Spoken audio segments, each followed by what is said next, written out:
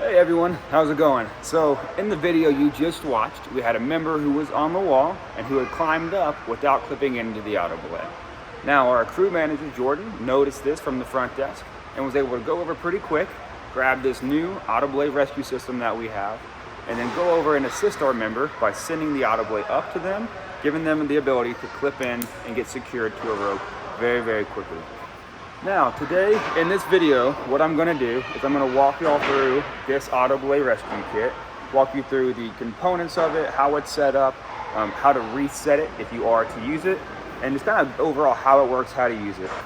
You'll notice here we have a quick draw that has been slightly modified. I switched out the top carabiner from a non-locker to an auto locker. Now this auto locker is a very simple one. To open it, all you have to do is spin the gate and pull it in, okay? It's not like the auto belay carabiners that we have. We have to slide it up, spin it, and then go in. Just 2 steps, and it can be done with one hand. So again, just spin that gate around and pull it in to open it. Now, on the bottom side, we do have a longer dog bone here for them to use when they clip in. And we have a non-locker at the base that they're gonna clip to. So we went with a non-locker just so they can quickly grab that, clip it into their belay loop, and get secured fast and not have to worry about fiddling with the locking mechanisms of an auto locking carabiner. We want to make it very, very simple, very, very quick and efficient for them to clip in. Now, connected to that, we have this Swift Water rescue bag. This is how we're going to control how high or how low the system goes up so that the person on the wall is able to clip into this piece. Now I'm going to go over how to clip this kit to the auto belay and how to use it, and also how to get the climber clipped into the bottom side. So the first thing you're going to want to do is hold this loop right here, the yellow loop. You're going to unhook this buckle, push that piece through, push the buckle through the loop, and now we can let the bag fall to the ground. We don't need the bag anymore. We can secure the line right here by holding on to this yellow piece. We're going to take the auto belay. So we have the torque down here. We have our non-locker that is keeping the rope from going to the very, very top. And then we have this auto locking carabiner that normally you're supposed to be clipping into, right? But in this case, they forgot. So what we're gonna do is we're gonna take this auto locking carabiner and clip it in here to the top side of the auto belay carabiner there. Then we're gonna take the non-locker, unhook that, and let the torque fall down to the ground. Now we can use this yellow line to control the auto belay and let it up all the way to the climber. Now, if you go a little bit past the climber, you can take hold of this yellow rope and pull it back down a little bit as well. When you let this up to the climber, you want to make sure that this non-locking carabiner is kind of around the level of where their belay loop is. If you let it go too high, or even just to their face, they're now going to have to grab the dog bone, pull down on the auto belay, and then go to clip it. And we want to make it as simple for them as possible. So again, try to keep that carabiner very close to where their their belay loop is, so that they're able to just grab this carabiner and clip it in very, very easy. Now, once they've clipped in, you can let go of that yellow line, and they're free to let go of the wall, and they'll descend down nice and easy. Cool. So once they're down, you'll be able to take it down, re-clip this piece back in, and unhook from there, and then unhook the rescue system. Now real quick, I want to go over what do we do now? How do we reset this so that way it's ready to go the next time we use it, and that there are no knots in the system. That's a big deal. If we go to use this and there's a kink or a knot in the system, it may affect the function of the setup.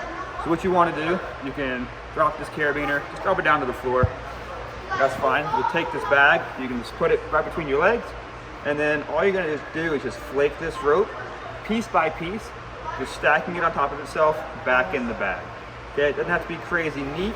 You just wanna make sure that you're flaking the rope essentially, and making sure there's no knots, nothing got twisted, there's no kinks, and just setting it back in the bag.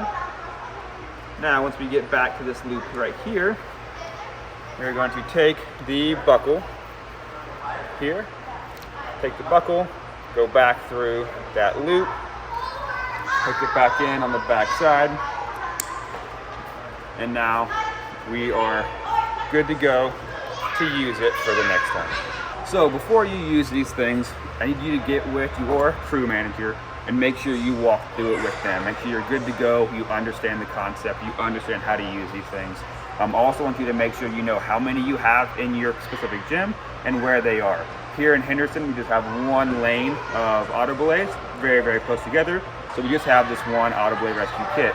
In slow, we have the upstairs and we have the downstairs. So we have two, one upstairs, one down. That way we don't have to go running down to go upstairs. So again, talk with your crew manager, make sure you know where these are, make sure you know how to use them.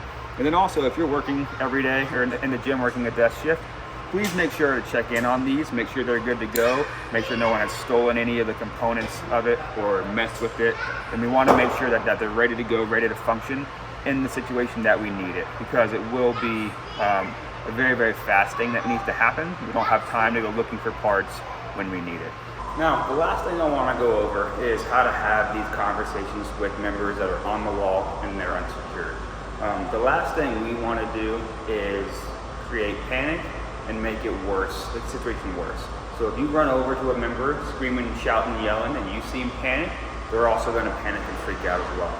So when you notice that somebody is on the wall and not clipped in, you need to very, very quickly move over to where the rescue kit is hanging at, get it, and get it set up. And as you're getting it set up is when you need to call up to the climber and let them know, hey, you're not secured to the wall, I'm sending you up in a rescue system, please grab hold of the dog bone and clip that red carabiner to your harness. Okay, make sure to have a nice calm tone of voice, try not to raise alarm. A lot of times, if you do it correctly, you'll be able to have that carabiner already sitting next to them hanging out, ready to be clipped in before they have even realized what's going on. Now, if you go over there running, screaming, waving your arms, flailing around, you're gonna cause them to panic. Chances are they may let go, they may try to down climb, and we just don't want anyone to fall and get hurt because we scare them and we make the situation worse. So just try to remain calm, keep everybody safe, and make sure you're doing this right.